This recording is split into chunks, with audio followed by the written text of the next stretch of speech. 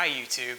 This video is going to be about one of the #1 questions I keep getting asked over and over again by my students, and that is, how can I prevent my colors from getting too muddy or muddy at all? And what I found is there are two major factors in why that happens. The first one is how you're actually cleaning your brush. The second is how you're actually laying your paints on the palette. So we'll discuss the first one. When you go to clean your brush, you want to make sure that you rub all the paint that you can off of it onto the paper towel first before you dip it in the solvent. Once you've done that, you can go ahead and dip it in the solvent, but you'll notice I said dip and not slosh.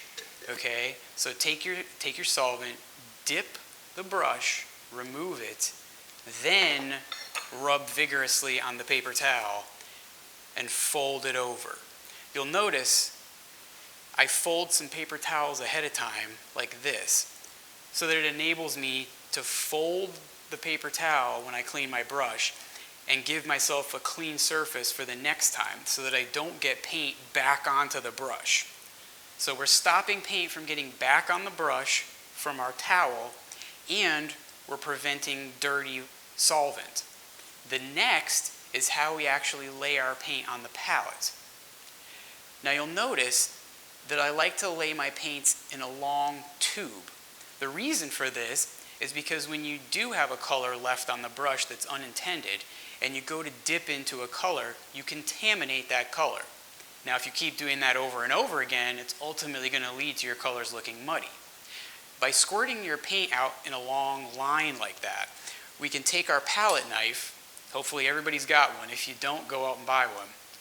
You can take your palette knife, chop off the end where the color's there that you don't want, scrape it off, and then clean your palette knife, and you'll have a fresh color again. You won't have those colors there that you don't want.